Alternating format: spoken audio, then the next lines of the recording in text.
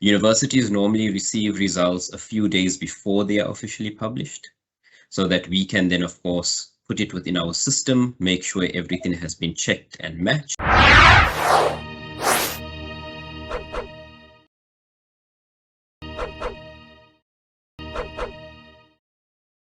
I am with Dr. Ahmed Sheikh G. Thank you for your time, and I think this interview comes at a very crucial time as students are actually preparing to go to the university.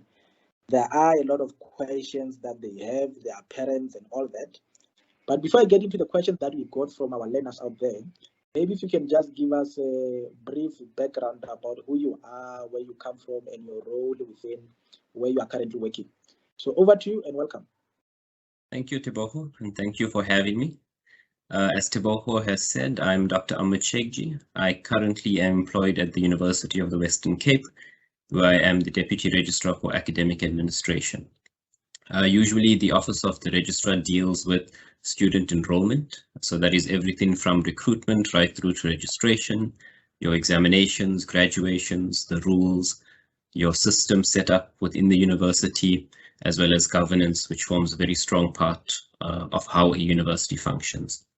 So essentially, the Registrar's Office sits as the compliance officer of the university, as well as the administrative head of the university for everything related to academic administration.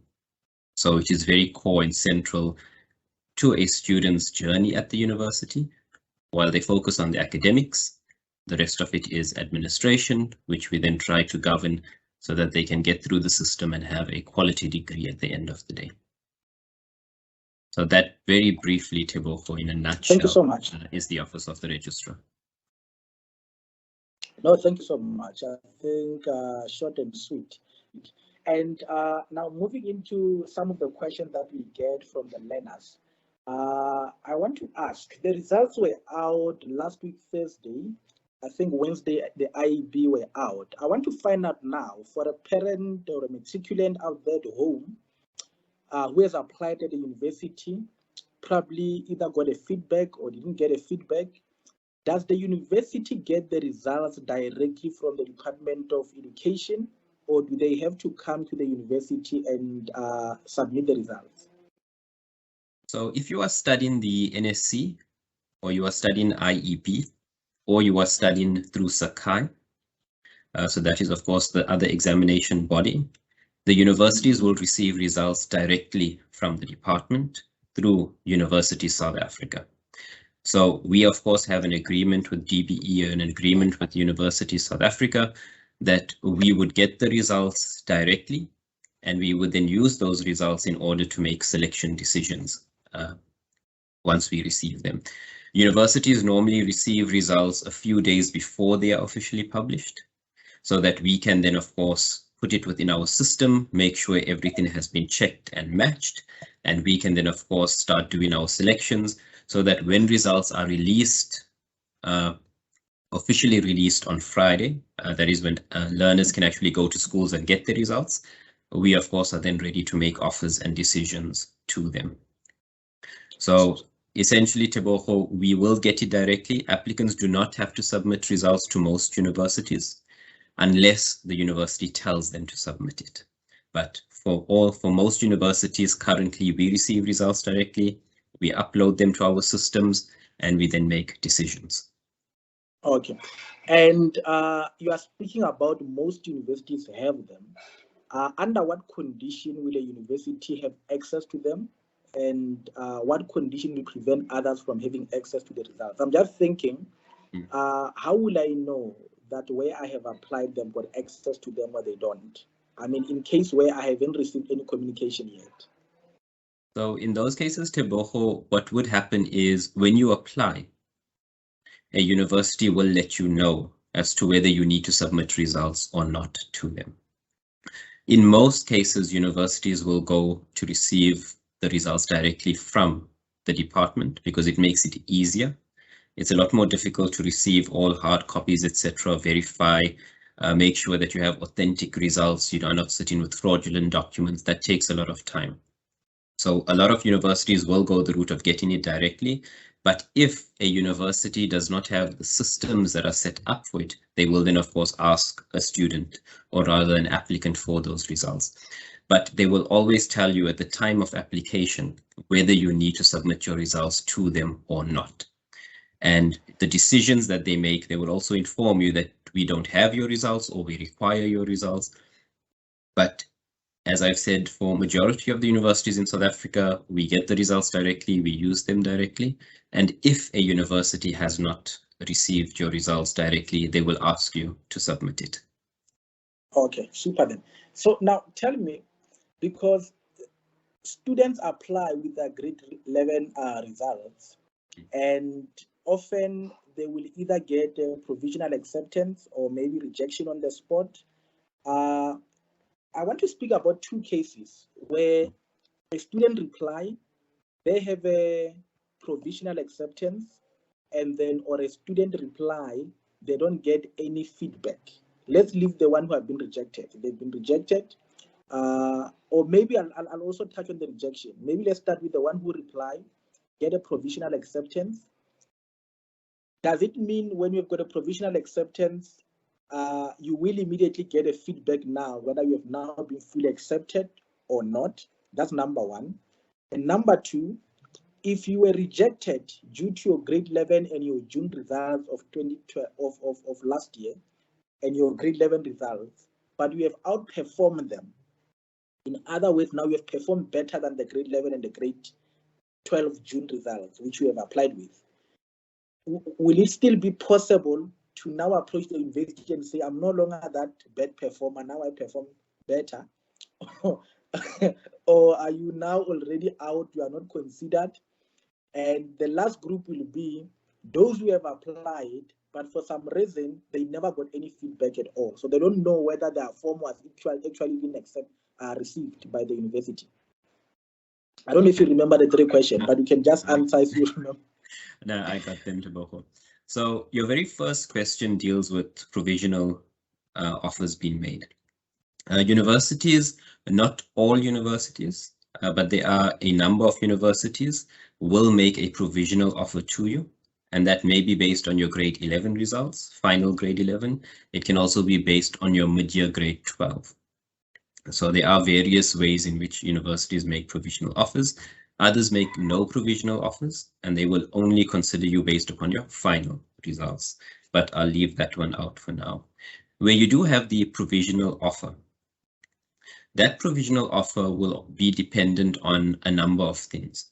The very first one will be that you maintain the current progress that you had, so your current academic performance, or you perform better. So that would always be the university's first condition for that provisional offer. The second condition, of course, will then be based on competition for space, as we call it. So it might be that you got a provisional offer, you'd performed quite well in your matric, your final matric results, but there were better performing applicants. And the university will then say, we are going to go with the better performing. So unfortunately, we're going to withdraw your provisional offer at this stage. So when it comes to provisional offers, it is, as it states, provisional and conditional. It will depend on whether you maintain or perform better in your final matric results. And it will also depend on how other applicants have performed. If they have performed a lot better, then unfortunately you might lose your conditional or your provisional offer. If, of course, you don't meet the academic performance, you perform a lot worse in your matric, in your final matric results, or you don't perform as well as your grade 11 or your mid-year grade 12, then in that case, you might get an automatic rejection as well. So just because you have a provisional or conditional offer doesn't guarantee you a place when your final results come in, even if you perform just as well, because there might be other applicants who perform a lot better and who now will take up your space. Okay. Are you covered on the provisional offer side, Teboho? So in other words, even though you've got a provisional offer and you perform well, it's still not a guarantee that you are actually going to be given admitted to the university. So it's more like you are on the waiting list of some sort, but you might not necessarily be admitted. It will still depend on the space that is available. Okay. Yeah, no. I think it's very much clear. And the last one, those who apply but no response. I think the question I have in particular there is it possible that you can apply and you never get a feedback from the university? You know, when you apply for employment and they don't tell you whether you are coming for interview or not, or whether you are shortlisted. Does it happen like that, where if you are really, you don't even come close to meeting the requirement, you are not going to waste time in even reply you and waste ink? Is that like that, or you reply to every person, even those who are rejected? I'll come to that one in a second, Teboho. I think I'll first just touch on the middle one, which we left out. Yeah. And that was on those applicants who were declined when they applied provisionally. Oh, yes. And who now have performed better. Yeah. So within the university space, we don't decline you out completely for a program unless your subjects do not match up to what is your minimum requirements. So in every program that an applicant will apply for every choice that they apply for, there are minimum admission requirements, which basically means this is the absolute minimum for which we may consider you for this particular program. And in some of those cases, there are very specific matric subjects which an applicant must have. It might be that they must have pure maths and not maths lit, or they must be taking physical sciences. And if an applicant doesn't have those subjects, then they will, of course, automatically be declined, no matter how well they do in their final matric. If they don't have the required subjects, they will always be declined for that particular program. It's why we always remind applicants, make sure that when you are applying, always look at the program and what the requirements are. If you don't have the right subjects, choose something for which you do have the right subjects. So that's just a bit of an aside, Teboho, just for applicants to be aware of. Thanks for that. But when it comes to you improving your results, we will always reconsider your application. So for an example, within UWC, where I am from, once final matric results are obtained, we then review all applications to make sure that those that have improved, we have them on our system and we look at them and we don't unfairly decline them because they might have outperformed a lot of other applicants. So we always, as universities, we will reconsider your application if you perform better. You are not immediately declined out. Even if you do get a provisional decline or a conditional decline, it doesn't mean you are out of the system completely. If you improve, we will always reconsider you for possible selection. So I hope that covers that middle ground, Teboho. No, definitely does. Yeah, continue. Sorry, you wanted to add something? No, not a problem. I'm then just going to cover on the very last one, and that is of communication. So communication is perhaps one of the biggest Achilles heels of universities. We do try to communicate as much as possible. However, sometimes contact information is incorrect, or contact information has changed, or a parent or brother, sibling, etc. might have applied on an applicant's behalf and communication is being sent to them and they are not relaying it to the applicant correctly, etc. And so it's always to make sure that when you have applied, your contact information is correct. And if you change it, to communicate with the university to let them know that my contact information has changed, communication could go to another space. But when it comes also to statuses, Teboho, so what is my application status?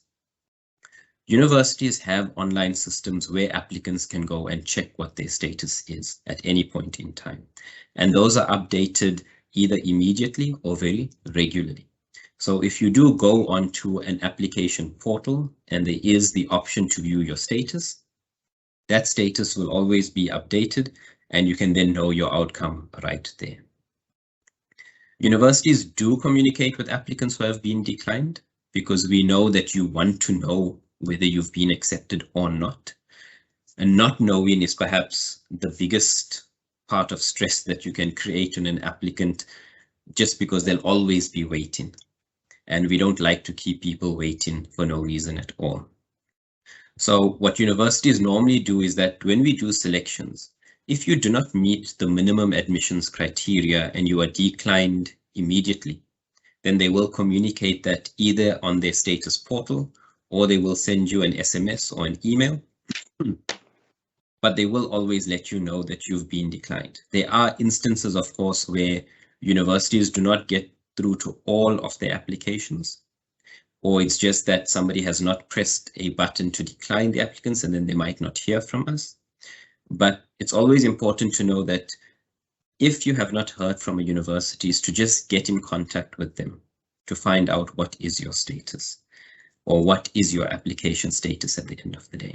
And if you have not heard by the time classes have started, then in most likelihood you have been declined and your communication might still be coming to you, or you might not have seen it because it was sent to another contact address that the university might have had.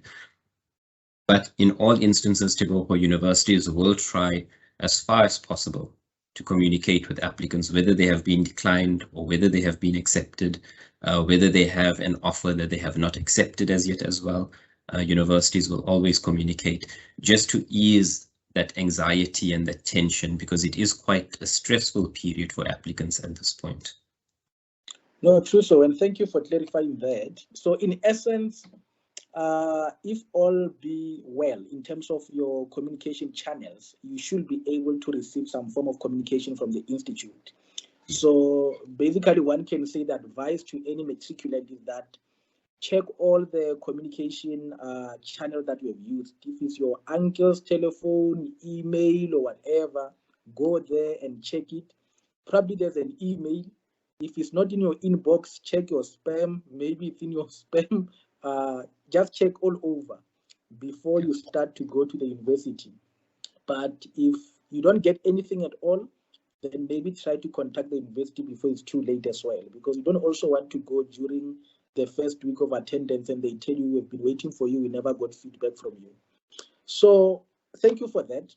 But now I want to get clarity for those, because you speak about portal, you speak about system, and I know for sure that learners who don't even understand what Greek is this portal or system.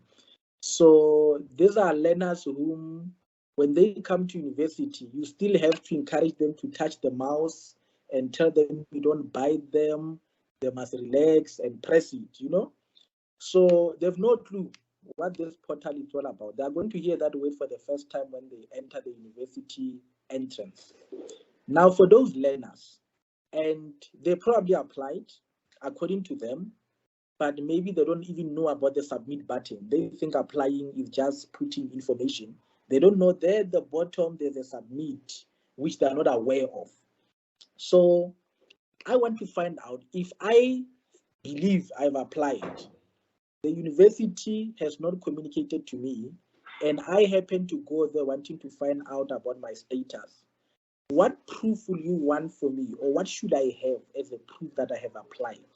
What will I need to show? Because I assume there must be some form of proof for them to be able to investigate. What will I have? Let's say somebody been applied, but maybe on a post or whatever.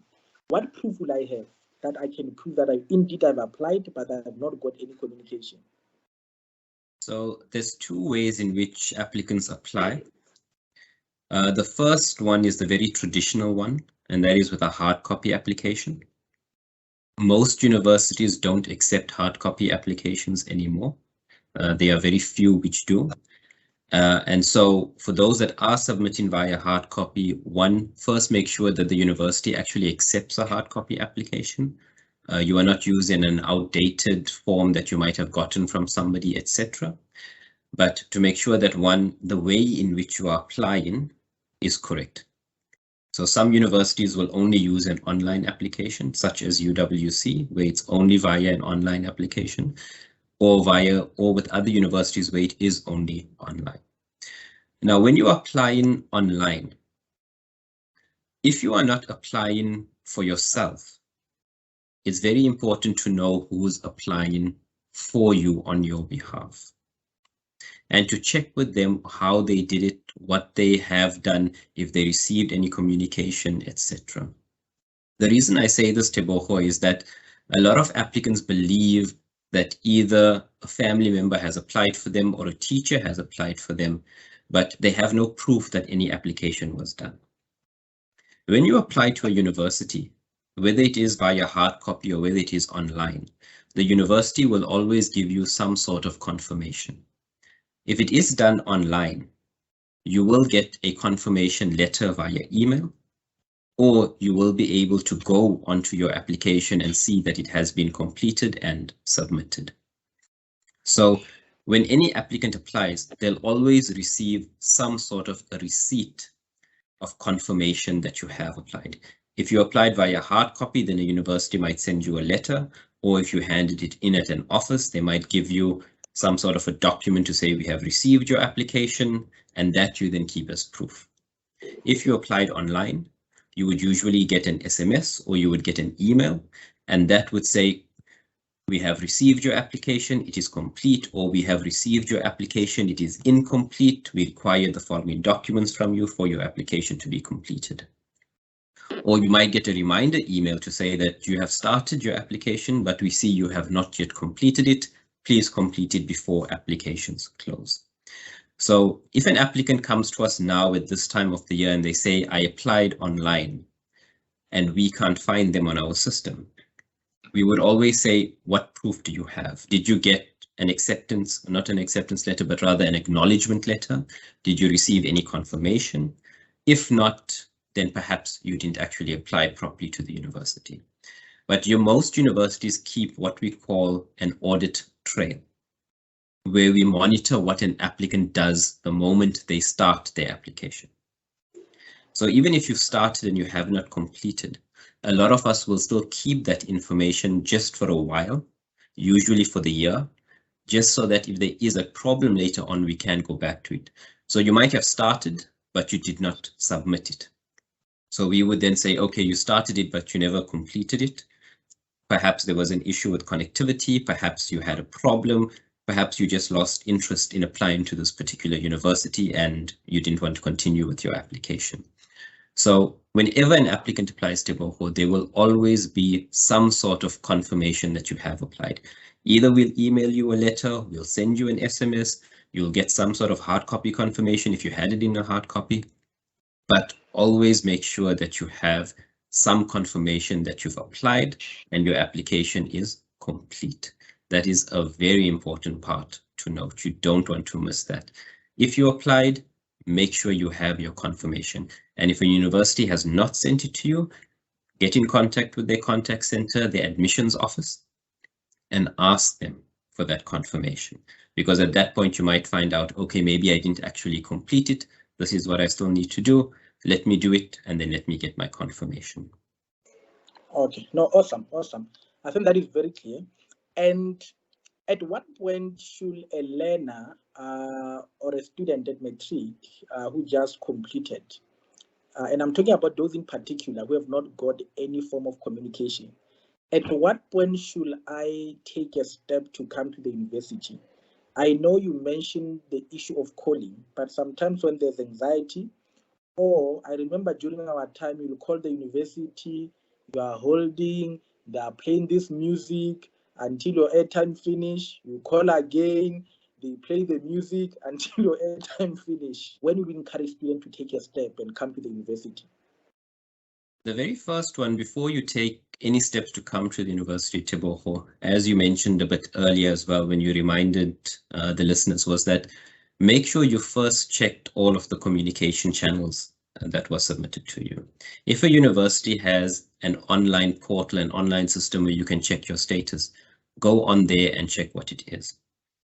If your status remains awaiting a decision, or it is still pending, or it is that a university is still considering you, then that is what the status is. And it would not be advisable at that point to go to university to find out, because they will give you the same feedback and you might have wasted a lot of time going to university because your status is already present over there. The only time we would advise people to really go to a university is if you have had absolutely no communication.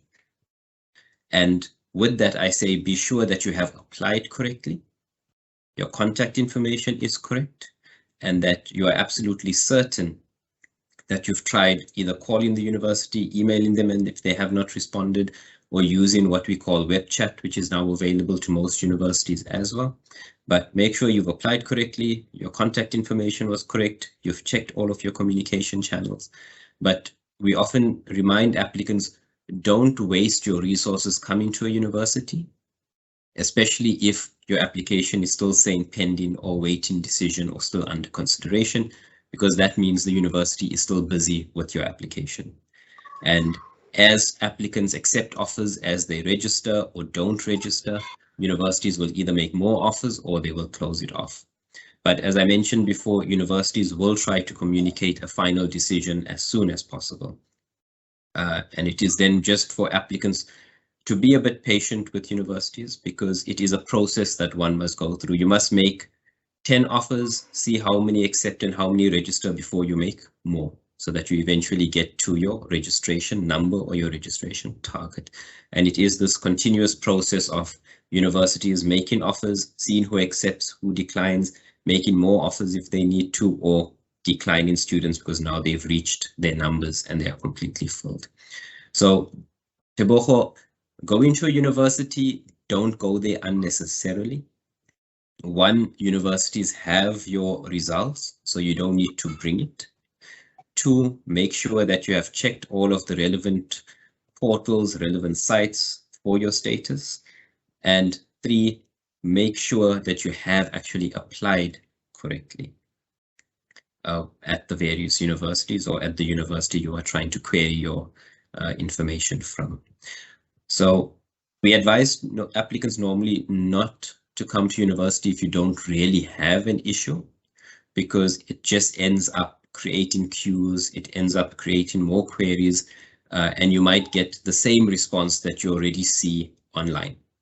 You might come to university to say that my application is still pending, what is the outcome? And the university will give you that same information to say, we are still considering you, you need to be patient in that regard. No, thank you for that. I think it's very much clear. Don't actually waste your money while you can save it for later. Usually the university will take effort to communicate and give you all the information. You can actually do a lot online. It's actually going to even be to advantage to start familiarizing yourself with an online system. What I've learned as well is that other institutes, they actually even afford you an assistant, a mentor. Others have an automated chatbot that can help you with that process even before you go to the university. So they must actually take advantage of those platforms. But maybe for us to also appreciate the work of the university, can you just share a bit of what actually happened from the time the university opened? I think the university opened around the 4th, the 5th, or around there, the 6th, the latest. What happens from that day until the day the results are released in terms of preparation of the first-time entering students, or maybe even all the students that come back to the university? What is that administrative process that maybe us as outsiders needs to be aware of, so that we can be able to know that universities are not just sitting, there's a lot happening in the background? Because I think the anxiety comes when my neighbor has got an email and I don't have an email. And the worst is my neighbor is accepted and I'm still on some condition. I'm still waiting. I'm wondering, why are they having this selective communication? Maybe just so that we can appreciate, share a bit of what's happening now at the university. Are they lecturing? Have they forgot about us? What's actually happening in the background? So in terms of this period right now, January, preparations for January actually begin way before in the previous year, where universities are busy making sure that their systems are set up to receive results, their program rules are all correct so that they know exactly where the students are going to be qualifying or not. They've checked that they have all of the resources available for the following year, so that when we receive results, we of course can then start making offers and decisions quite soon. The university is open on the 3rd of Jan, always, either on the 2nd or the 3rd, so they will open up quite early. In the past, as opposed to this current year, universities used to receive results within that first week of January. And we would then immediately start processing those results. For the 2022 year, we received it only on the 15th of January this year. And so selection decisions began at that point. However, prior to that, universities will begin on the 3rd of January to go back, make sure that everything is in place, make sure that registration is all set up, make sure that the selections are all on hand, staff are aware of how to do selections, etc. Staff are within their offices, and there's a lot of preparation, Teboho, that goes into that final decision making. It is also to make sure that you've checked all of your registration numbers or your registration targets are correct. Because as you know, a university can only take in so many applicants. We might have a number of programs, and we then of course make sure as well, just to double check that all of those targets are matched up well. We make sure that whatever offers were made last year to past matrics or post matrics, how those have been accepted or not. And we begin a lot of basically strategy and preparation for the results to eventually come to us. Once the results come to us, we have quite a lot of work that must be done. Because remember, as much as we are working on a system and we automate a lot of things, each applicant is looked at as an applicant, as an individual. And so it must be that we go into it, we look at the results, we look at any other mitigating circumstances that might be attached to them. And we then, of course, make a decision of yes or no, or we place them on a wait list. And then, of course, we make sure our communications are ready and all of that is sent out. That's just the one aspect of universities, the selection part. Remember, at the exact same time, the university is also quite busy with the 2023 academic year, where you might have postgraduate students in professional programs that have already started from the 1st or 2nd week of January. And so that process is also running with registration, with getting students into lectures, etc. You also have those students who might be writing supplementary examinations or Senate discretionary assessments. And that also happens within this period. So throughout this month of January, university administration, university governance is very, very busy. It's not just selections that are happening. There's lots of other processes that accompany selections as well. But the main aspect, of course, is around selections, getting those done, making sure that applicants receive their statuses, they receive communication from us. The second aspect, of course, as you mentioned, Teboho, is that some applicants might feel my friend got a response from the university, I haven't received one as yet, or my neighbor got one, why have I not received it? Remember, you might not be applying for the same programs. Some programs that your neighbor, etc., might have done quite well and they want to make an offer, and so they will get communication quite fast. Or it might be that your neighbor is also not successful and they might have been declined. If you haven't received comms, it's most likely that you are still on a wait list, or your application status is still pending and the university is still looking at it based upon how the selection process unfolds in terms of students that applicants that accept, don't accept, etc. So don't always compare yourself with your neighbor or with your friend, because you might have applied for different programs. You have performed differently in matric, and there might be very different circumstances. But to always be aware that if somebody has received a comms, it means the university is busy working and you will receive something in due course. It's not that you have been forgotten, but there is a process that universities must go through when making their offers, because you cannot just make offers to everybody who qualifies. You must go through a process of starting off from the top based upon whatever other criteria that you have, make those offers, see how many accept, whether you need to make more or not. And that process takes a while because you need to give people time to accept an offer. If I make one today, I can't tell you accept it immediately because I'm moving on to the next person. I will usually give you a few days to say, okay, make up your mind. After that has passed, I will then say, okay, only 50% accepted my offer. I'm going to make another 10 or 20 offers and those will go out. So it's always to remember that there's a lot that goes into selections, Teboho. Apart from all of the other processes that are running, selections is a cycle that must happen. You start off at the top and you go, as you move along, you make offers while you track how your acceptances are going, how your registrations are going, and you will hear from a university eventually. No, super. And actually, when you are talking, you made me remember one of the questions I received from people is, usually when you apply, you are using only one form to the university, but you find the form has got either 2 or 3 options. Now, and there are many talks around that to say, if you've got a first choice, does it mean you'll get advantage to have access into admission in the first choice, yes, into the second and third, or it doesn't matter? It's just to help administrators to know how to distribute your application, because there seems to be a perception that if an option is third in the field where you have applied and you are the second option, they'll only start with those with the first option before they consider the second option. Is that the correct process, or is it just an outsider perspective? That's quite split, Teboho. You would find that universities within that space operate very differently.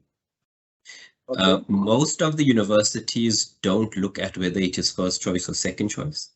It's just us allowing you to apply for more than one program to improve your chances to get accepted. So for example, at UWC, if you are applying to UWC, you can apply for up to 2 choices.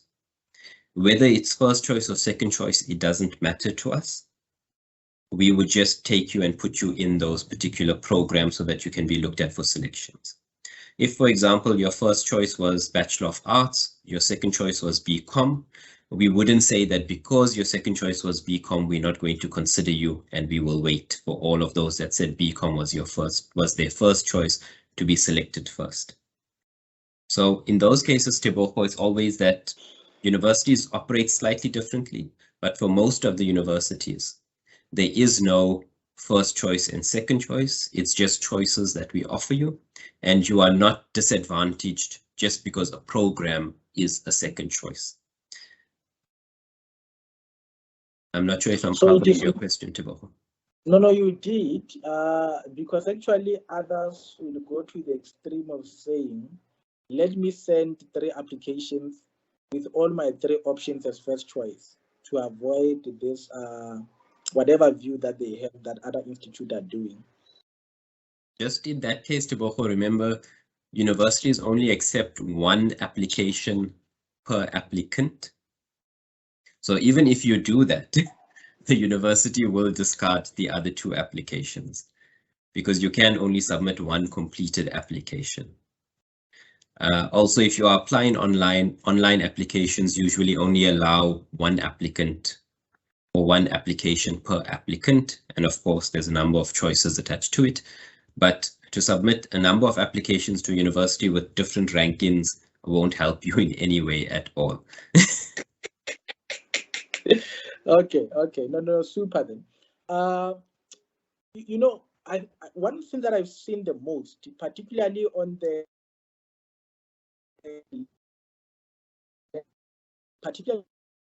first generation to enter university, where there's nobody in the family who went to the university. When they get a letter, whether it's a provisional acceptance, a rejection, or acknowledgement, actually most time it's acknowledgement of receiving the application. It usually has a student number. I think in the past, I remember during our time, they'll call it a reference number until you are admitted, then it will be a student number. Now, my question is, because usually when people see the student number, they assume they're already a student, they're just waiting for the card. At what point does the university consider a learner their student? So that at least we clarify that, and then so that the parents even who are listening, what should be a proof to them that your child is a student? And at what point is the child still in application process? What should the parents take as a proof that the student is a student of university? I'm going to start just from the top, Teboho, just to outline the application process, and then I'll come to the student part. So just to recap, remember when you apply, once you've made your application, any applicant or parent, guardian, sibling must then make sure that they get confirmation that the application has been received and that it is complete. That's their very first step. Make sure that is then out of the way. The next step is then to make sure that you then get a final offer from the university. Not a conditional offer, not a provisional offer, but a final offer from the university. Once you get that final offer, the university might either ask you to accept it or not, or they might say your next step is then to register. So once you receive that final offer, you accept it, you then move on to registration. That then ends the sort of application side of things. You are now moving closer to becoming a student. You're not a student as yet. Getting the final offer, accepting it, does not make you a student. You must then still formally register at the university. That registration process, of course, then means being cleared financially. So either through NSFAS, or you've paid the upfront payment, or you've paid the registration fee. And once you've registered, you will then get a letter or confirmation to say that you are now a registered student at the university. We no longer refer to you as an applicant. We now call you a student.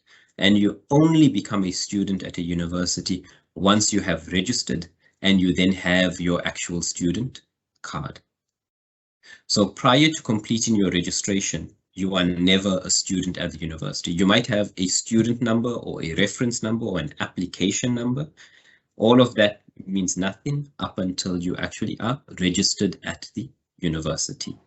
Even before they get the card, if, for example, they're sitting in the Eastern Cape or they're sitting in the Northern Cape or even KZN and they're applying to the Western Cape or they're applying to Gauteng, they might do their registration online. And once their registration is completed, they will get a confirmation letter to say you have now been registered for a Bachelor of Arts, and these are the modules or the courses, or for the learners, the subjects that you will be doing in this year. So even before you get your student card, when your registration is completed and accepted, you will get a letter to confirm that congratulations, you are now a registered student at the university. And your next step, of course, would then be to get the card. Okay, and maybe just to clarify, they must not confuse the congratulation letter of acceptance with the congratulation letter of admission, where you are now a student. That should be followed by having paid the registration fee. Yeah. And I think at that point, I want to then jump now, go to the issue of registration fee. Now, I see now varsities not only send acceptance, but they also send you the amount that is payable at registration. Now, my question is, you get a letter, they want 5,000, 6,000, whatever the amount is. And perhaps on your form, I'm not familiar with the application form, how they are, but perhaps you've indicated a financial need or maybe a need to apply for NSFAS. What happens then when you get the acceptance and you are given registration fee, but you don't have the money? So there's a few different avenues that people can follow in that particular case, Teboho. One is if you have applied for NSFAS, then it is to wait for NSFAS to send your information to the university. So universities do communicate with NSFAS. NSFAS communicates with universities. And what we normally request from NSFAS is that they then send to us the list that they have where they have agreed to fund the student. If they have agreed to fund a student and they give us that information, we will then, of course, clear you to register, and you don't have to pay an upfront fee in order to register. You will be automatically cleared because NSFAS will be funding your studies. So that's the first one. If you are NSFAS funded, we will get the information from NSFAS hopefully a lot sooner than later, and we will then clear you to register. But that is only if you are funded by NSFAS. If you have, or if you have been funded by a bursary or a scholarship, Usually you then need to submit that information to the university. And typically it is within the financial aid office that you need to submit it to. They will verify the information and you will then be cleared for registration if that bursary or scholarship is valid and if they say they will be covering your tuition fees. The next one, of course, is where you have the money to pay, you pay it upfront, you get cleared and you are fine and you continue. The last one, of course, is where you don't have a response from NSFAS, you don't have a bursary or a scholarship, and you don't have the funds either in order to clear yourself. Now, in those cases, universities don't leave you out completely. What we then do have is a financial aid office or even a financial office that might then enter into some sort of an agreement or arrangement with you. So they will allow you to come in either online or in person. They would discuss what your financial situation is, and based upon that, they will make some sort of an agreement with you and you will then be cleared to register. So those are the basic avenues. So even if you do not have money, it's always to make contact with the university and find out, can I make an arrangement with the university to register? And most universities have these arrangements in place where you come in, you might have to submit documents, example, your pay slips for the last 3 months, or you might have to submit something else. They will, of course, vet it. And if they see, of course, that there is a need that you really cannot afford the fees, they will make some sort of an arrangement with you. But always, universities, there is a backup plan for you. So don't feel that you are completely out just because you do not have the funds.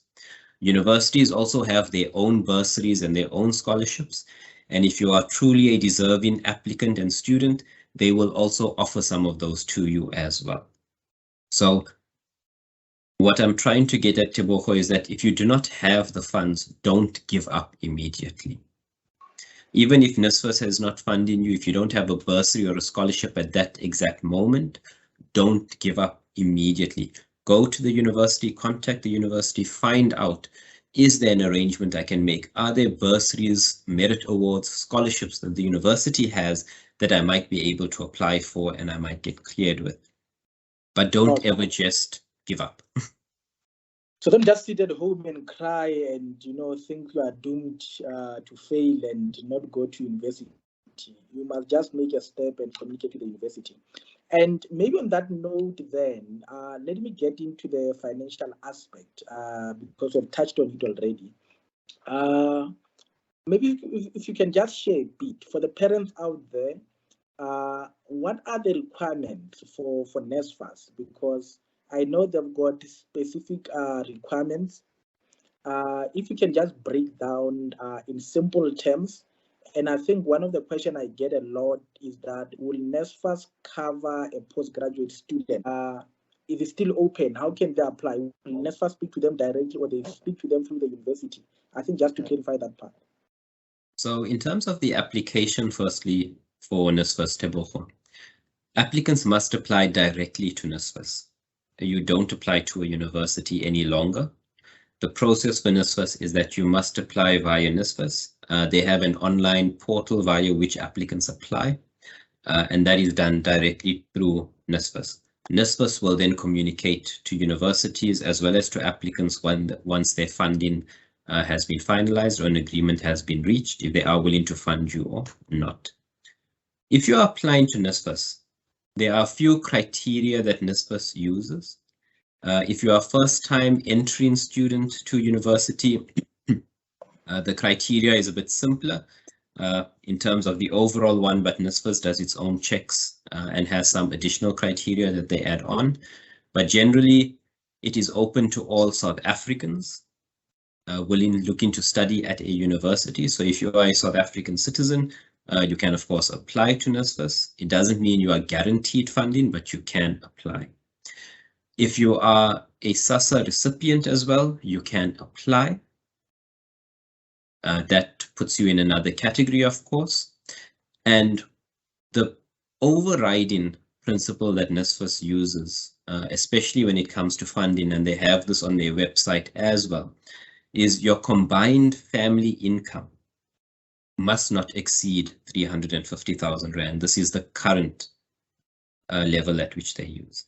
And if you have a disability, your combined family income must not exceed 600,000 Rand. So those are the two general criteria that NSFAS uses. 350,000 Rand combined family income, 600,000 Rand if you have a disability. But there are other criteria, of course, that they do check. And when they speak about combined family income, they, of course, do their own checks in terms of where are you employed, etc. If you are a SASSA recipient, is it correct? Can they find you on the SASSA database, etc. But if you are not a South African citizen, unfortunately, you won't be funded by NSFAS directly. So when I say it's open to South Africans, I mean, if you are a South African citizen, you are more than welcome to apply. Whether you get funding or not will depend on the criteria. But the main criteria is that your combined family income must not exceed 350,000 Rand.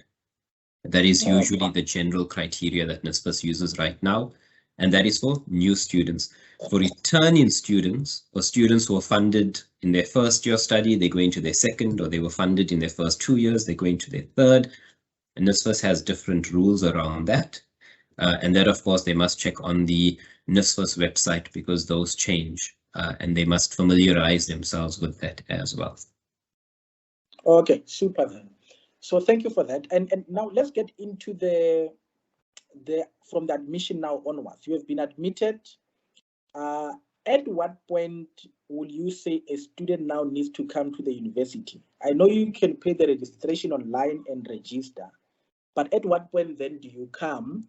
And I'm talking about when now the issue of residence come in. Maybe you did indicate on the form you want res.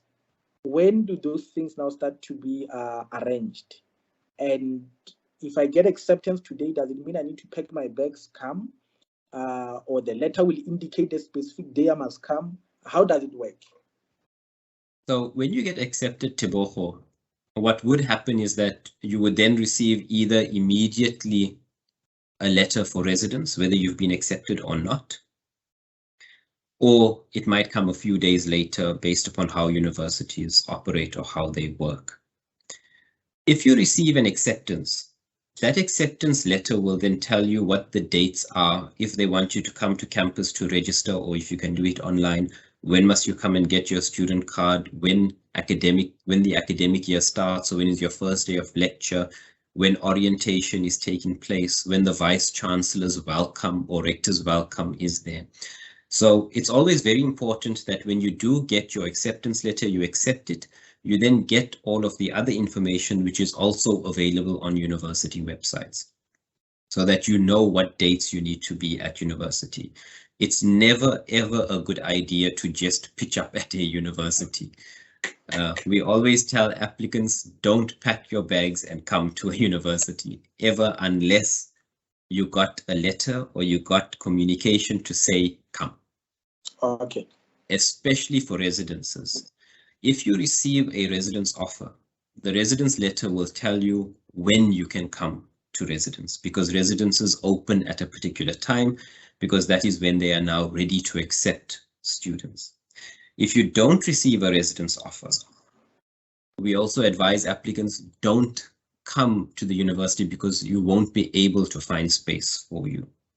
Because if you have not been given a space at residence, it means the residence is actually quite full. And it means you might not find accommodation, you could be very far from home, etc. And that creates additional problems for yourself as well as for others. So it's always to make sure that as excited as you are when you get your acceptance letter or you get a residence acceptance letter, read all of the information that is attached to that letter or attached to the email, because that will explain to you exactly when do you need to come, what you need to bring to the university, etc. Always make sure you read your communications thoroughly. A lot of our applicants get very excited with the first sentence of a letter which says, congratulations, you've been accepted or you have a space in residence. And they forget to read the rest of it, which says, only come to the university on the 4th of February, and then you are there on the 21st of January, and nobody knows what to do with you.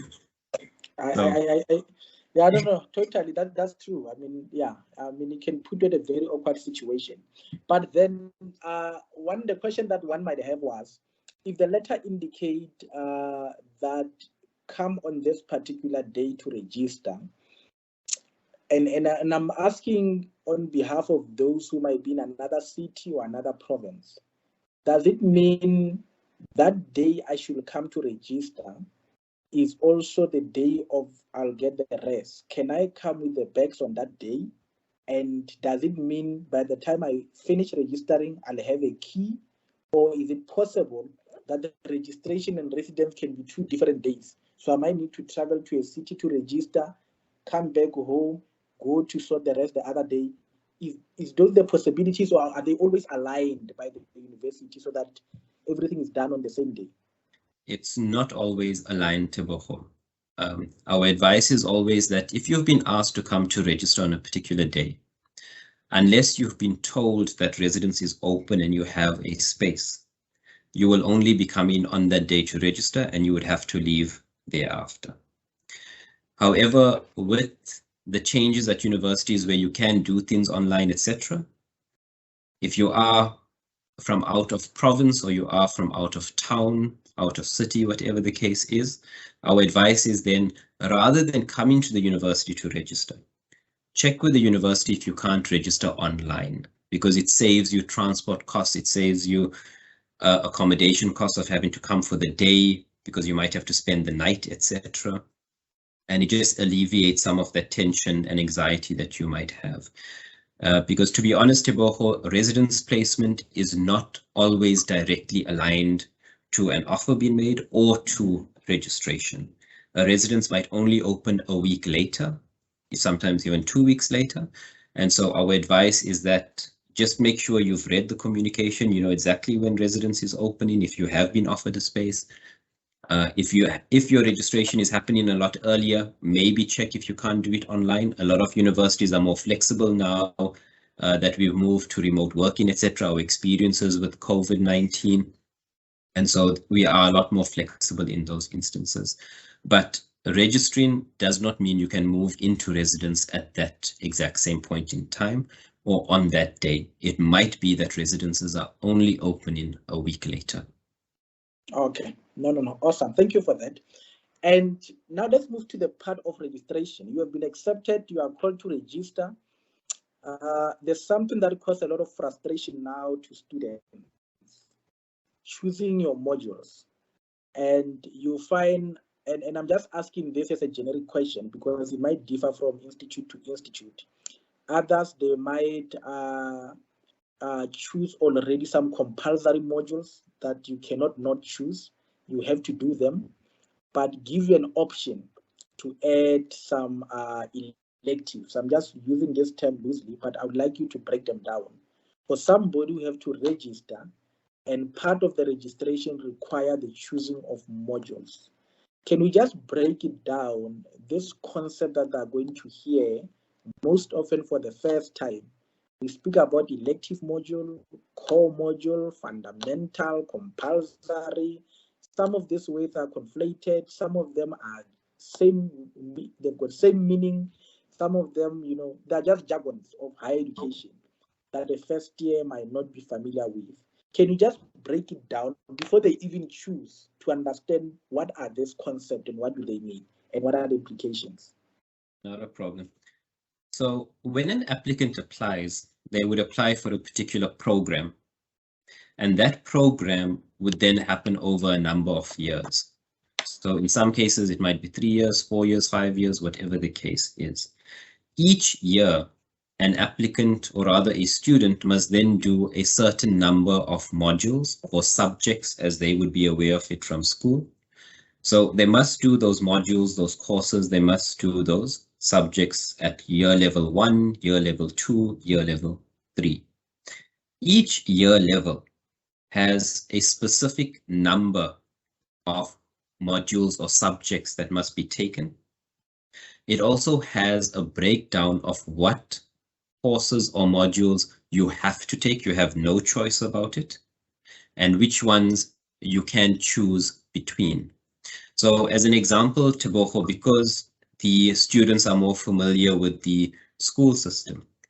If you are looking at your matric, you have compulsory subjects in matric that you must take if you want to get an NSC certificate. And those, of course, are your 2 languages, maths or maths lit, and your life orientation. You must have those. Students don't really have a choice. You must have 2 languages. You must have maths or maths lit. You must have life orientation. If you don't have those subjects, you won't get your NSC certificate at the end of the year, no matter what else you do. They then have the choice, of course, to choose from a number of other subjects. They can do physical sciences, they can do tourism, they can do computer science, technical sciences, life sciences. They then have this whole range of other subjects which they can choose from. To understand it then within the university concept is within your first year, you would have those modules on those subjects which you must do. And those then become your compulsory or your core modules because you have to do them. There's no choice. If you want to pass from one year to the next, then you must do those modules and you must pass them.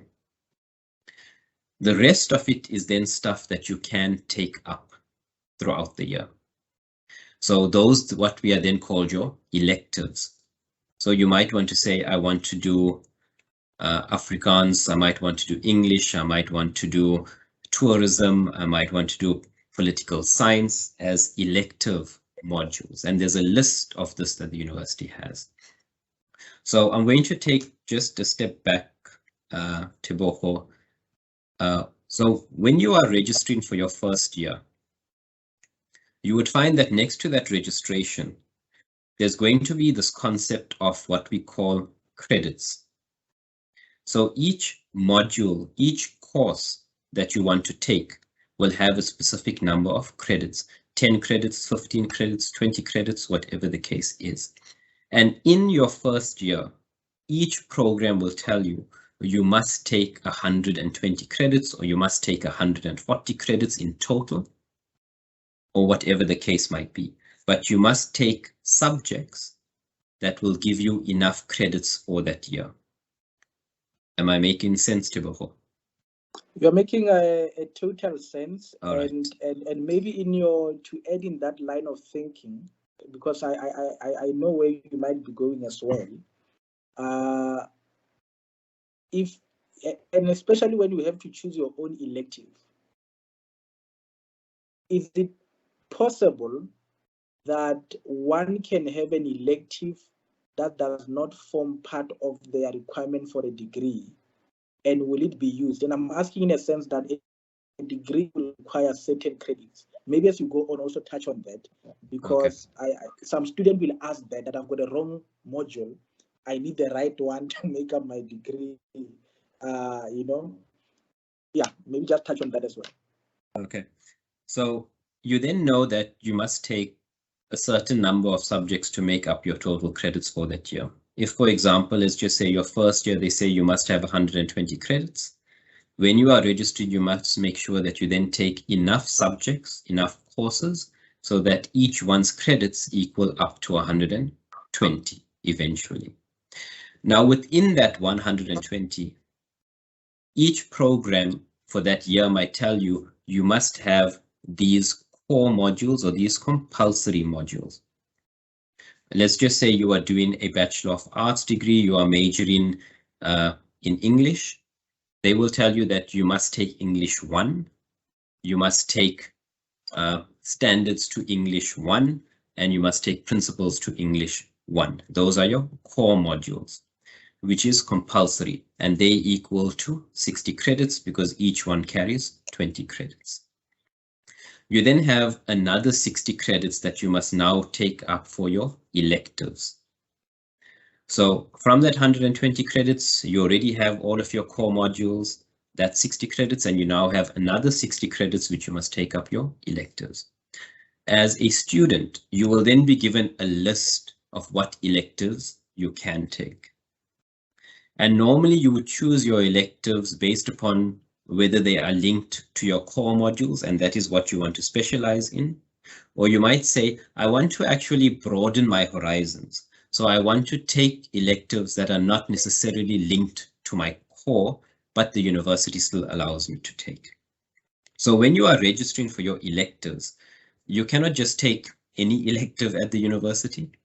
The university will always tell you this is the list and you must choose from that list. If you go out and choose your own electives, it might be that at the end of your degree or at the end of that year, a faculty or department might tell you you cannot pass because we don't recognize this elective, or it's not part of the program and we are not going to accept it. So when you are registering, especially if you are a first-time student, if you don't understand what courses to take, etc., contact your university, contact your faculty. They all have their contact details specifically for this. It's what we call curriculum advising or curriculum advice, where we explain to you what it is that your program is about, what it is that your first year is about, what modules you must take, what are your electives, and from that elective list to then take whatever electives you like, but ones that the faculty and the department approves of, not just anything else. So when you are looking at your first year, you will get this concept of credits. Make sure that your modules equal up to that number of credits. It doesn't fall below. Make sure that if the program rules say you must take these 3 or these 4 subjects, make sure you've taken those 3 or 4.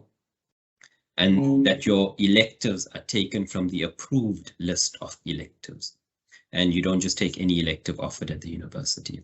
But most university registrations run on a system and they would limit you in terms of what you can and cannot take. But always as a student, just to make absolutely sure, because mistakes can happen, go back to the rules of the program. All of these rules are available on university websites. In some cases, it gets sent to you as well. And just make sure that what you've registered for is correct. You have your total number of credits for your first year, you have your correct compulsory and core modules, and you then have your electives, which are part of the approved electives, and you of course can decide which ones you want, either to broaden your horizons, make sure you understand different things, because your electives can also then push you to take other subjects in second year as well. So it's also to map out when you take in your electives, etc., what you might want to do in your second year, your third year as well. Super. And maybe in relation to that, there's this issue about exclusion, and I'm sure part of your early January and February that you deal with a lot is the issue of students who have been excluded. But I want to deal particularly with those who might be facing exclusion due to failure, but also related with having went beyond or reached the maximum. And I wanted to break it down. There's this thing about the maximum duration of a course. And I also knew this later at the university. I thought when you get registered, you are a student forever until you complete, or unless anything happened before then. But I got to later realize that actually every course has got a maximum duration, and it might come to a point where you are writing requests for approval to extend things like that, or you might be excluded. But I wanted to break it down on a general perspective. How is the course structured in relation to the maximum and minimum duration? Okay, so in terms of your program, you would always have a minimum period of study. So that, of course, will be linked to you passing every year and passing well. So, for example, within your BCom degree or your BA degree, etc., your minimum period of study would be 3 years.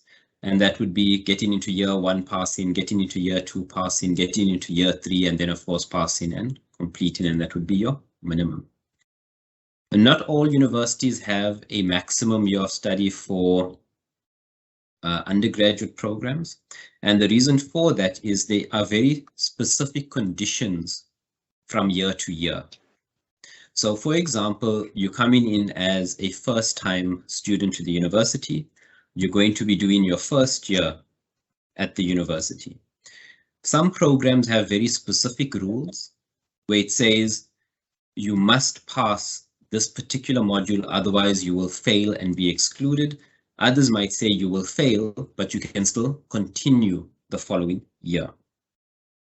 So there's just that when you are looking at your university, always understand what the rule is in terms of getting to the next year or being allowed to continue at the university.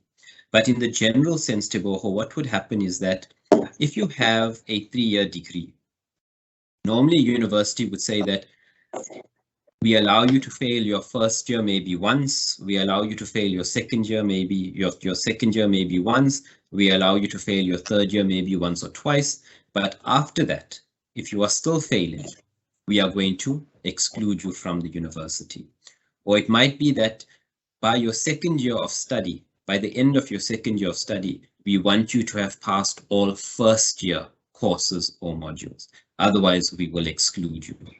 So every university and every program has very different rules, and an applicant and a student must make sure they understand those rules, because the rules for one program which your friend might be in might be very different to what you are in, and so you cannot rely on that. Or what your brother or sister might have been doing might be very different to what you are doing, because rules also change as the years go by. So just because your cousin who was studying before failed twice and was still allowed to continue doesn't mean that same rule might apply to you. It might be that rules have changed at a university and you might actually be excluded. The exclusion, of course, Teboho, is a last resort that the university uses. And this is where they see that a student is actually not performing academically and they haven't performed over an extended period of time. Because failing a year doesn't mean automatic exclusion. It's usually linked to multiple failures or bad academic performance where you might be excluded completely from the university. But it's always important, make sure you understand the rule, because academic exclusion is quite complex and it's very different for different programs. But if you are not performing well consistently, then you will be excluded from a university. But of course, an exclusion doesn't mean you are out completely. It doesn't mean you can never come back to the university. It doesn't mean you can never go to another university. It just means that for this particular program, for this particular year, the university's decision is that they are going to exclude you. If you do get an exclusion, or if you are academically excluded at the end of the year, all universities have an appeals process where you can appeal to the university to consider allowing you back in the following year or for the year, and for you to continue with your studies. And that, of course, would be based upon what happened during the course of your studies. Perhaps there were particular family circumstances that were involved. There might have been mental health issues that were involved. There could have been anxiety because you might have lost funding, etc. So it's always what your appeal would then be about. But linked to that appeal, what a university will always want to see is, if you were struggling based upon these conditions, is there now a support structure in place to get you through? Because if there isn't a support structure, if you're still sitting with those same circumstances, nothing is going to change. So allowing you to just come back is not going to change anything. So if, for example, you have had mental health challenges, the university will then want to know, have you been seeing a psychiatrist or a psychologist? Have you been obtaining proper counseling, etc.? Is there a plan for the next year with a counselor, with the university, to give you the support that you need so that you can address the mental health issues and therefore address your academic issues at the exact same time? So when you are appealing an exclusion, one, always be very clear about what may have led to you being excluded, but also what is now going to be in place to support you to actually complete. Because remember, if you've been at a university for a while, you've taken up the space of somebody else. You've taken up their space in the classroom, you've taken up their space at residence possibly, you've used funding. And so the university, as well as any bursar or funder, will want to know that you have support structures in place. And it's also very important, Teboho, for applicants who are on NSFAS, applicants who are on bursaries and scholarships to know that there are rules that come with those bursaries, those scholarships with NSFAS as well. That you cannot remain a student, as you said before, forever or for as long as you think you're going to take to complete the degree. NSFAS might say we will only fund you for a 3-year degree, we might only fund you for 4 years, and then funding is cut off, and that can be very detrimental to a student. So it's for students to always focus on their academics so that they don't land up in a situation like that. But to remember, apart from the university excluding you, you might also lose a scholarship, a bursary, you might lose NSFAS funding. And you need to bear that in mind, because if a university allows you to come back and the funder doesn't continue funding you, you are going to sit with a situation where you don't have funds for the year, you cannot pay for residence, you do not have allowances, etc. And students just need to be very aware of that, Teboho. Appealing an academic exclusion, you then need to know that you're going to have the support to continue. It's not just about continuing at university, but do you have the support to continue so that you can actually be successful and that you can actually complete your degree? I'm not sure if I covered all of your points on that one, Teboho. No, you did. I think maybe just a quick follow-up on that. Let's say for the person appeals and the appeal is not successful, maybe due to some of the factors that you are mentioning. Does a unsuccessful appeal imply I've been banned from the university? I can't come a year or two later, or can I still come back to the specific university where I've been excluded? What does it mean in simple language? Because some might take it very negative that this university has really rejected me. They might not even want to see me because I've tried to appeal, still they told me we don't want to. Remember, Teboho, if you appeal an exclusion and your outcome is a negative one, or it's been declined by the university, it doesn't mean that you cannot appeal in the future again. Because what you might find is that, let's just say I was studying at UWC in 2015. I got academically excluded at the end of that year.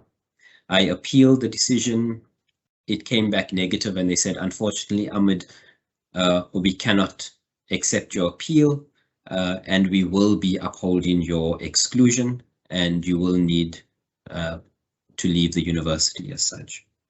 Now, within 2016, it doesn't mean I must sit hopeless now and do absolutely nothing. Within that space, you can go out, you can work, you can do your community engagement, etc. You might even take up other short courses, which you will then use as a base for your next appeal. Because come 2017, I might want to tell the university, you excluded me at the end of 2015, but this is what I have now done in 2016 to show you that I can be a success and that I can complete my qualification. So it's never ever that you are completely cut off, Teboho. A university might say, we're going to exclude you and we're not going to accept your appeal because you need to go back and really think about what you want to do in some cases, or you need to go back and actually deal with some of the issues, personal or otherwise, that is preventing you from being a success. And you cannot deal with those while still trying to study. So when a university excludes you, it's not because they just want to get rid of you or they just don't want to take you back. Because remember, your exclusion sits within a committee, and on that committee, it's made up of academic staff, it's made up of support staff, it's made up of student representatives, and they then look at your application to see, can you actually succeed in this year or not? And that's why I say it's very important that if you feel you're going to be a success, that support structure is there. But even if you are declined, it's not the end of the road completely. Go out, do stuff. show the university that you can actually succeed, or show them that, you know what, I had this huge personal issue in my life that was going on for 4 or 5 years, but I took this time in the last year or the last 2 years or even 3 years to actually deal with the issue. I am now at a position in my life where I feel I can come back into studies and I can actually be successful. But Awesome. also with that, Tebogo, just for students to also remember that programs change with time. So sometimes if you are allowed back after a number of years, it might be that you have to do or repeat some modules, or you might have to go back a year, etc. And that isn't always the end of the world, but they just need to bear that in mind. Because programs change with time, courses change with time. If you are coming back far too later on, or even if you just left your studies and you're coming back years later, just remember you might have to repeat some stuff, you might have to go back a year, etc. You don't always start off from where you ended. Okay, no, awesome. Thank you for that. I think it clarifies the matter. Now, on the issue of registration as well, I want to understand if somebody has been registered, and I'm talking about now an F10, you have applied at UWC, UKZN, UCT, and for some reason, UCT delayed the responding to you, but UWC accept you. You pay registration, you occupy a res. While you are settling in, UCT gets back to you about your your first choice as well, and they were your first preference.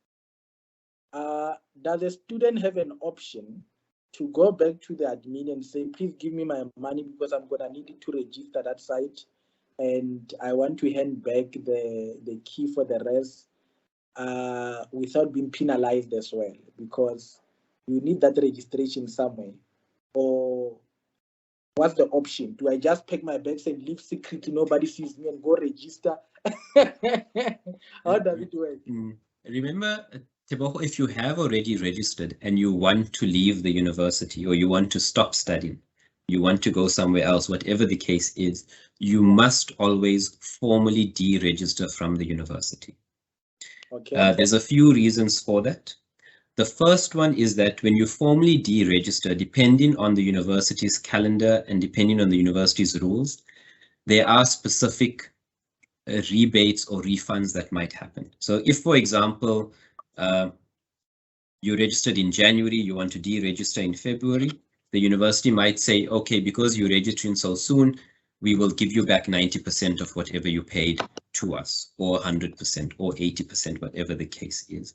If you don't deregister formally, what would happen is that the university will bill you for residence, they'll bill you for the modules, and that will then become your debt because you never informed the university that you had deregistered. And so come June, come the end of the year, you might get a bill from UWC or from UCT to say that you registered with us, you were registered for these modules, you were in residence, here's 100,000 Rand that you need to pay, or 50,000 Rand. And then you say, but I didn't study at your university. And then the question would be, did you formally tell the university that you were leaving? And if you didn't tell the university, they might hold you liable for those fees. So never ever just pack your bags and disappear from a university if you have registered. Always deregister first. Okay. When it comes to changing universities, so if, for example, you registered at UWC and a few days later or a month later, UKZN, UCT, whoever made an offer to you, and you now want to move there, your first step must be to deregister from UWC. And then, of course, you will note that in UWC's communication, or in any university's communication, they will tell you what is refundable and what is not. They might tell you that your registration fee is non-refundable, but your upfront payment, which is a lot more, might be refundable. Or they might say that everything is refundable. Or in some cases, they might say nothing is refundable. And then you need to make the decision as to whether you're willing to lose the money or not to go and study somewhere else. The other one where the reason why you must deregister as well is because if you are a NSFAS student, NSFAS will continue paying the money to UWC. And unless you formally deregister from UWC and you register for you at UCT, they won't know that the universities have changed. And so they will bill you at UWC and they will pay UWC. But when you then at UCT, they will say, you never ever told us you were at UCT. And that might create problems for you. And that would be the same for a scholarship or a bursary, etc. So if you do want to change universities, always remember, deregister first and then check what is the refund policy of the university. In some cases, it's 100%. In some cases, it's not. But always check what is your refund policy. Don't ever just leave a university if you have already registered, because you might incur debt. You might incur other issues if you are funded by a bursar, by NSFAS, by a scholarship, whatever the case is. So that would just be my advice to Boho. Also note that if you cannot register at 2 universities at the same time, unless you have permission from both universities. So in those instances, UCT might not know that you are registered at UWC, but if they find out, they might ask you to deregister, or they might exclude you in that sense. Thank you. So in short, you mustn't leave a university as if you are living an abusive relationship. You must Yes. make it official. Always. You must make it official because there are policies that govern that process. Yeah. You must never ghost the university, Teboho. Yeah, no, that is loud and clear. Maybe just touch briefly on the issue of registering with 2 institutes. I've got a question relating to that as well, but I think let's start with the one that we touched on now. I'm doing one module, but I want to now do another degree somewhere. What's the process of making both institutes aware, particularly in an instance where I am, I've already been registered? Am I obliged to tell them, or am only obliged to tell the ones I want to go to? Is there a process? Do they need to communicate between the two? The universities don't normally communicate between the two, Teboho, but the student must get the information and pass it on. So if, for example, you've registered at UWC for a BA degree, and you now want to take up another module at UNISA, or you want to take another module at University of Stellenbosch, you must first ask UWC if they will allow you to do that. Once you've asked UWC, you must then ask UNISA if they will allow you to do that, or ask University of Stellenbosch if they would allow you to do that. And they, of course, will ask you for your letter of permission from UWC, and UWC will ask for a letter of permission from them as well. So it is allowed under very rare circumstances, because it might be that you are studying, let's just say you left the university for a while and you came back. It might be that the module that you need to do is no longer being done at a particular university, but UNISA is offering it. So in that case, the university might say, you know what, we'll allow you to register with us to complete these modules. We are not offering this module, but we'll allow you to register at UNISA and do it. And then, of course, UNISA must say, we will also accept you to do this module with us. So whenever you want to look at registering at 2 universities, the first one is you need to get permission from both, and you need to share that permission with both universities. And the second one, of course, is that if you want to do 2 degrees at 2 different universities, that's very seldom allowed because the workload is quite intense and strong. But under very rare circumstances, it might be allowed, but you must get permission for that. But that is not a route we would advise anyone to go through, because transitioning from high school to university is a huge transition on its own. Coupled with the workload of a program, you cannot literally juggle 2 programs at the same time. It's quite complicated, it's quite difficult. So in simple terms, if I believe I'm a genius, And I know the university have a tendency of not believing in students who think they can carry more. Why should I tell them if I want to keep it as a personal matter? Because we would find out. In other words, what sin have I committed if I don't tell any institute?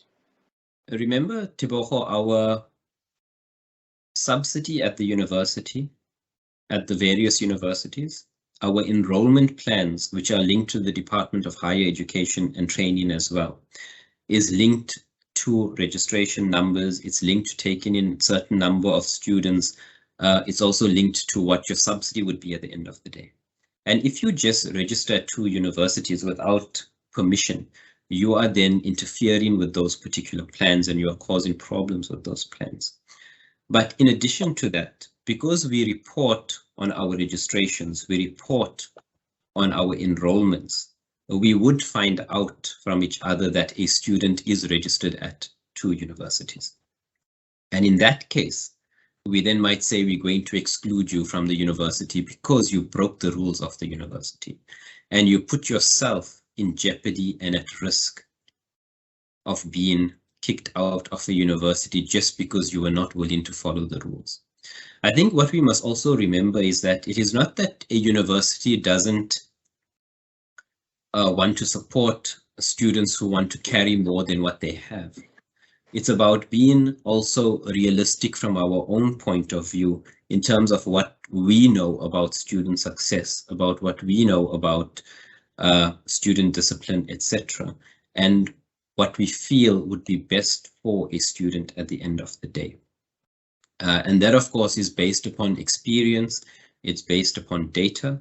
And when we say it might be too much for you, it could be that we are correct. You might be right in that you can do 2 degrees, but a genius will always know what their own sort of limitations are, and they will also know that it is not worthwhile to risk everything just because you want to do 2 degrees, etc. You must also know that scholarships, bursaries, NSFAS, etc. only funds you for 1 degree. It does not fund you for 2 degrees. And so you might have to carry costs for other things as well. And also, in addition to doing 2 degrees, we are shifting back now to more contact classes. Once again, from COVID, we are shifting to in-person lectures. It might not be possible for you to then attend lectures. It might not be possible for you to attend labs, to attend clinical work, etc. if you are going to register like this at 2 universities. There might be issues with timetables, there might be issues with examination timetables, etc. And that is what students also need to bear in mind, is that a university is not going to change the entire examination schedule to accommodate one student who might have a clash somewhere else. They cannot change the entire lecturing schedule because it does not align with what you are doing on the other side. So there are all of those issues that students need to bear in mind, that is not just about registering at 2 universities, studying 2 programs. There are issues around your examinations, there are issues around your lectures, your lab work, your clinics, etc. And there could be serious clashes that happen in terms of scheduling that might not be able to be resolved at all. Okay, no, awesome. I think it's very clear.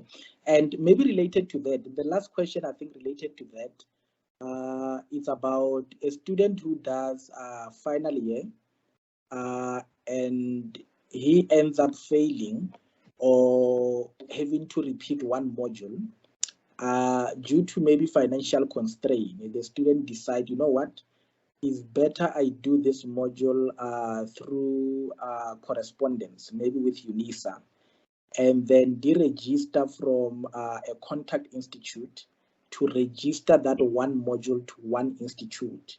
But obviously, that 1 module will lead to graduation. Is it possible, or is still allowed, that a student can, when they're left with 1 module, go somewhere and graduate there? What's the implication in terms of graduation and reporting and all that? So the first one, Teboho, is that if they've done all of their modules at 1 university, so let's just say they did all of their modules at Wits University, they now have just this 1 module outstanding and they want to do it somewhere else, they cannot graduate at that other university because the rules for credit transfer is quite particular that you can only take 50% or a maximum of 50% of your credits across to another institution.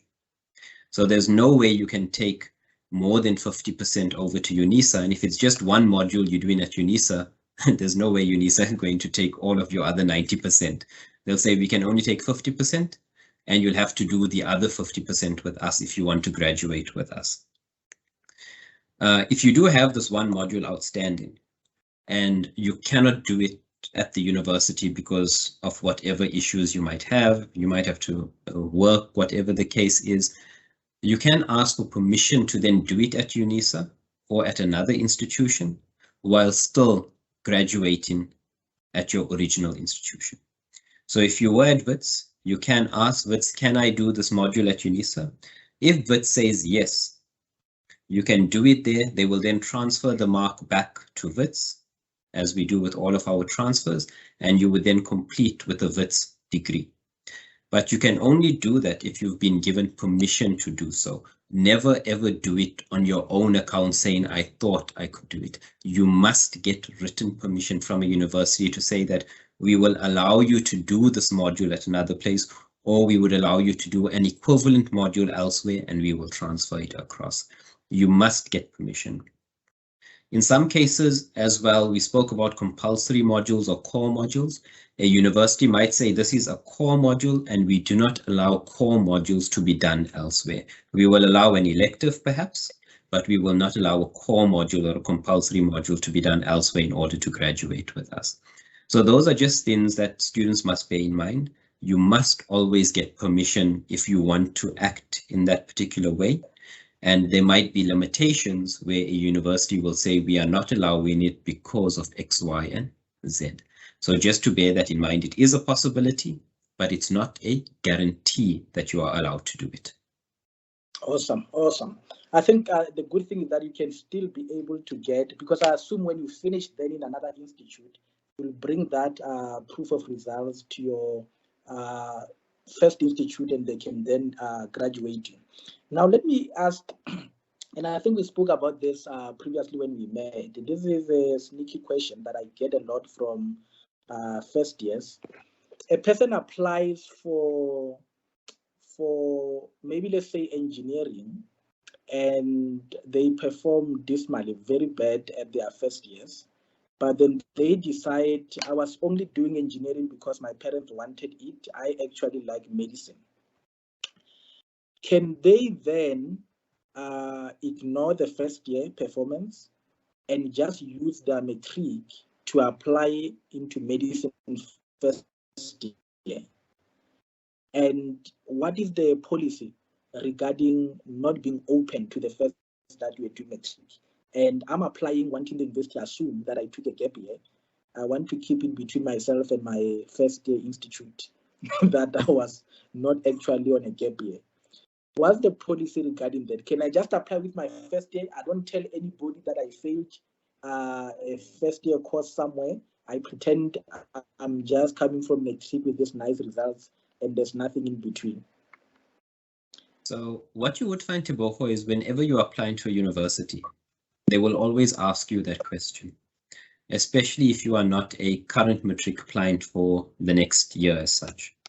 So if we see that you've completed matric in 2020 and you're now applying for admission for 2023, there will always be that question, what was your previous activity? And with that, some universities will ask you also to attach an affidavit to confirm what your previous activity was. So the rule from a university is that we want to know what was your most recent academic performance. If you have attended another university, we need to know that, because remember, our intake and our funding and our subsidy, our agreement with the Department of Higher Education and Training in terms of what our numbers for admission are linked to first-time entry students. And so if you are not honest, you are then lying not just to the university, but you are also lying to the Department of Higher Education and Training as well, because we then don't know that directly. And you are also then taking up the space of somebody else who legitimately should be in that position. If you are a NSFAS student, it has a whole lot of other implications because NSFAS will track you in this manner as well. And if we do find out you could lose funding, you could lose a lot more. Lying to the university is never ever a good step to trying to get into the university. If you have been admitted elsewhere, you have not performed well, let the university know, and also let them know perhaps what were the reasons for that or how you might make it a better success somewhere else. But don't ever leave out information, because as universities, we will find out eventually.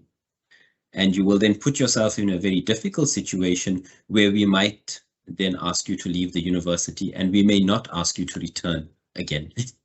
So it's always important that be upfront and honest with the university, because we will find out eventually. And you will then just put yourself in a very difficult position at that point in time, because while you might have failed at your previous institution, you could have continued studying there, but you then left them and you lied and came somewhere else, and now you will be left without a space at either of the universities. But when applying, the universities will always look at your most recent academic performance. So if you've taken a year off, we'll ask you to confirm what were you doing in that year, etc. If you were studying elsewhere, we'll ask you for those results so that we are fair to the current matriculants that are coming in. And we are also fair to other people who are applying, because fairness is a very important part of any selections process. No, thank you for that. So basically, people should not try to be sneaky. And obviously, I think people will do this thinking that revealing their first year results will actually disadvantage them. But you are basically saying hiding that also on its own, it might be equivalent to fraudulent to the worst case scenario, where if it is found out, you have actually tricked us by not opening up about something that will have affected your admission. Okay, thank you for that. Now, in conclusion, I just have two questions that I want to just touch on before we conclude. One of them is with regard to, okay, let me start with this one. There are students, and it might not be common maybe at your institute, but somewhere, where they speak about our results are still going through an audit process. Can you just touch on that, just for any person, any student who's not familiar with what audit is? What does it imply? I thought when you write, the marks go to the exam, and then those marks are captured and they appear on our results. But it seems like there's some quality assurance process that happens in between that also has an implication on when the results can be made available, particularly for those who want to graduate, who want to apply for work. Just touch on that. What's the audit? Where does it play a role with regard to the availability of final results?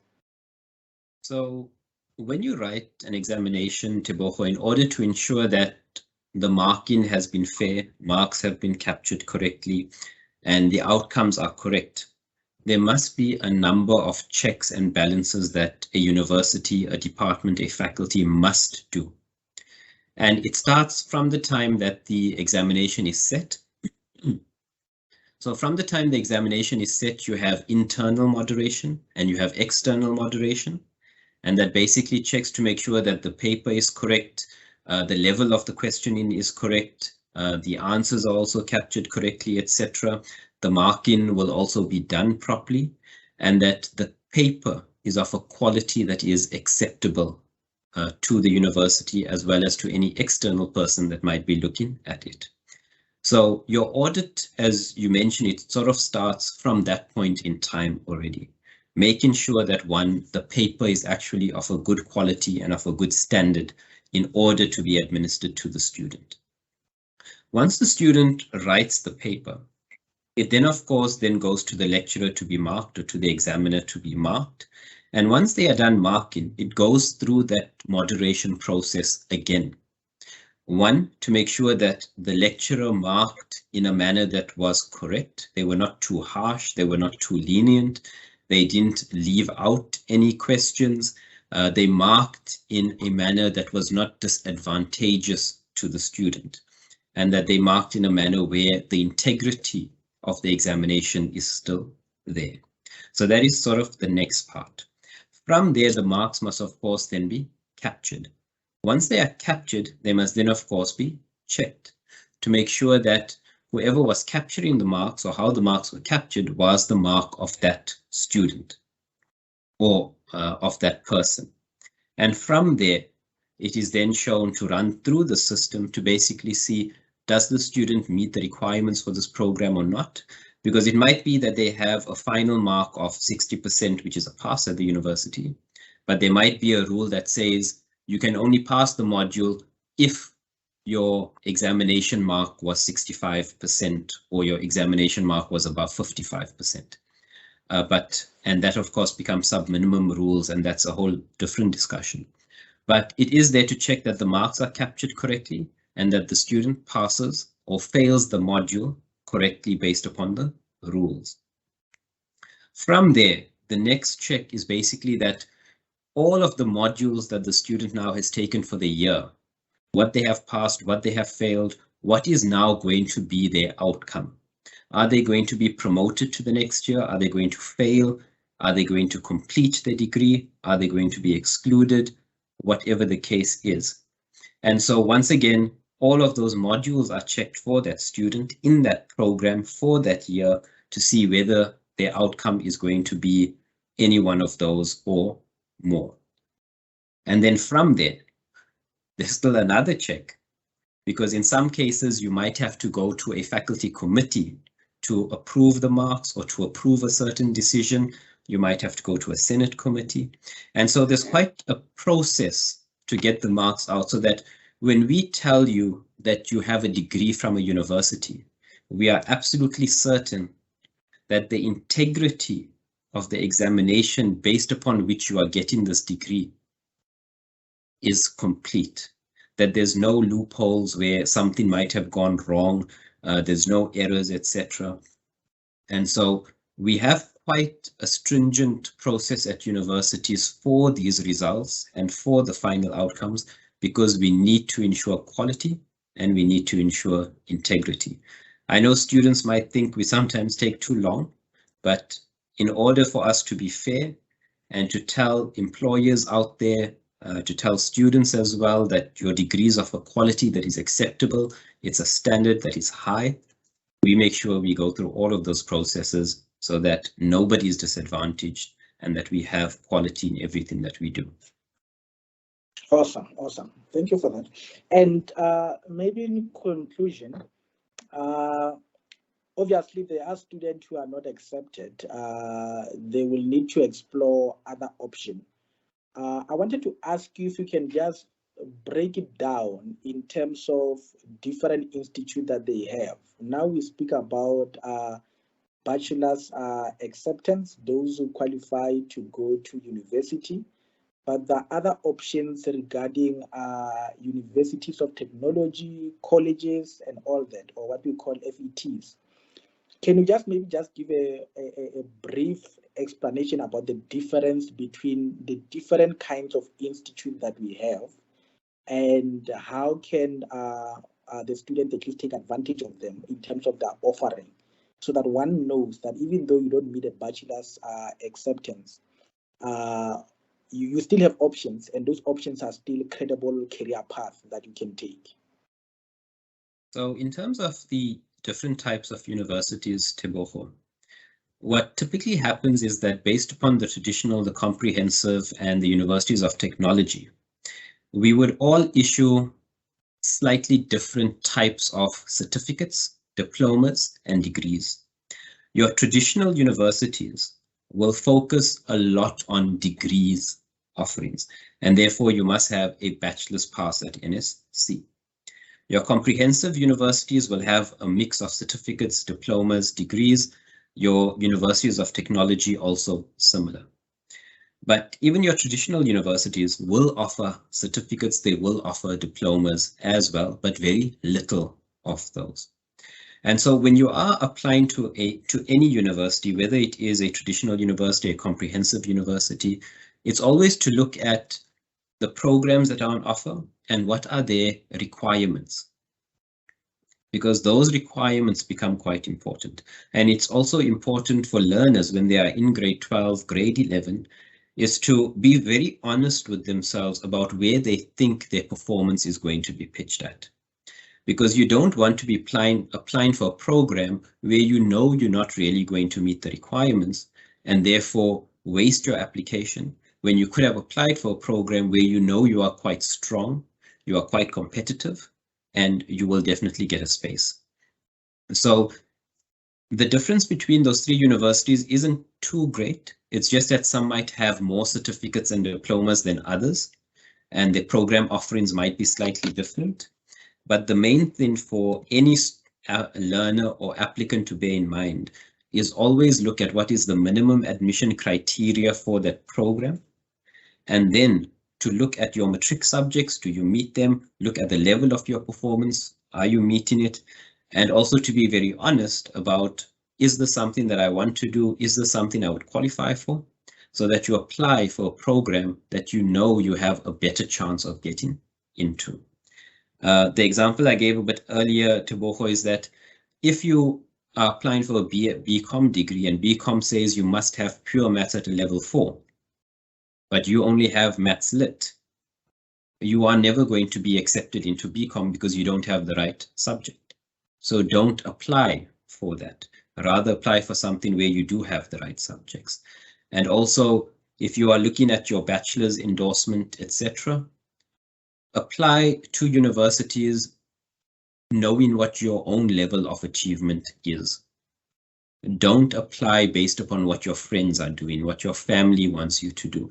Look at what your interest is, what your level of achievement is, and make smart decisions about your applications. That's always very important. Make a smart decision rather than a, how do we put it? A good looking one, because you want to tell people I applied for medicine, and so you apply for medicine, but it's not what you're interested in. It's not something that's actually important to you. So always apply for what makes you interested in studying and do it very, very smartly. Basically, don't go with the peer pressure. I think Yes. go with what aligns to your abilities and interest as well. No, thank you so much. And maybe lastly, and if mainly basically for any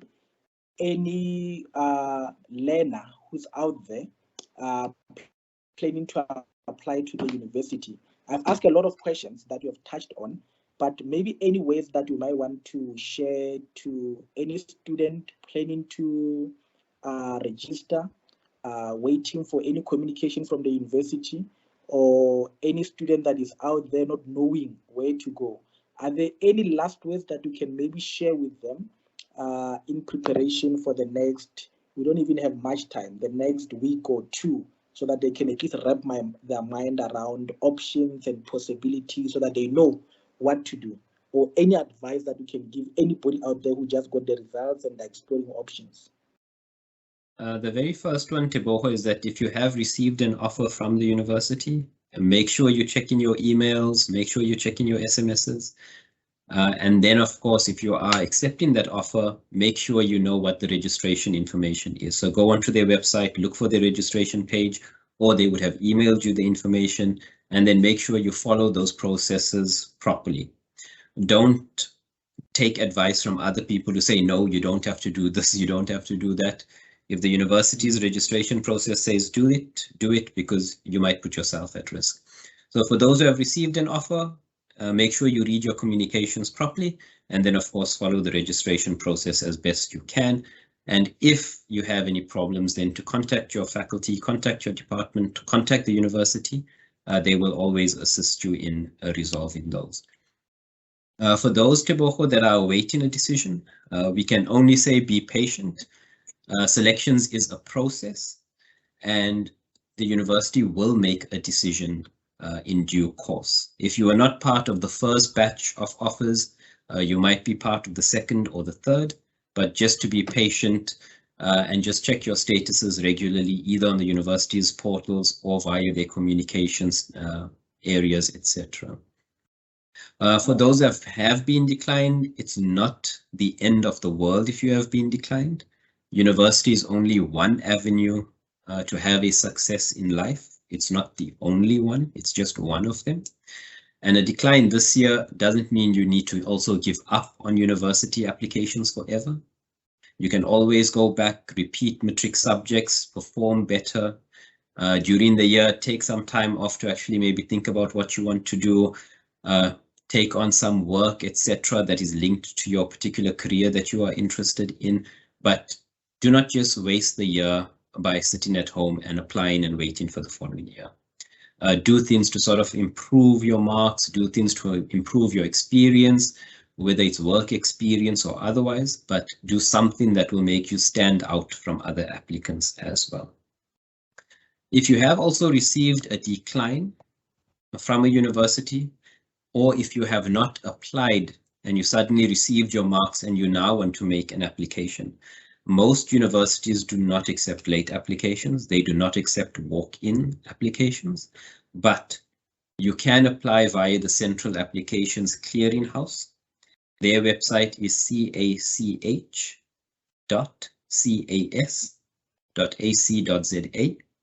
and you can apply via them for placement. So you can put in your late application there. If you have been declined by other universities, you can also be placed there. And universities across the country have access to this applications portal, where if they are struggling with numbers, or if they look that or if they feel they need applicants for a particular program, they do go onto this particular portal and then take applicants from there.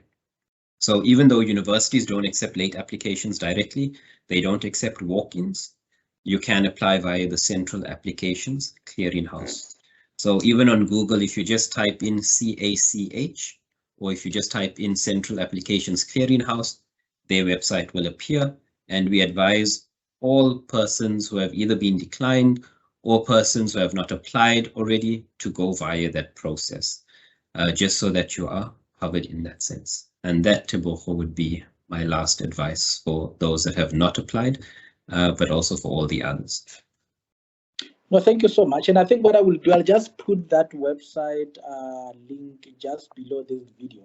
But before I close, I think I'll commit sin if I don't ask this.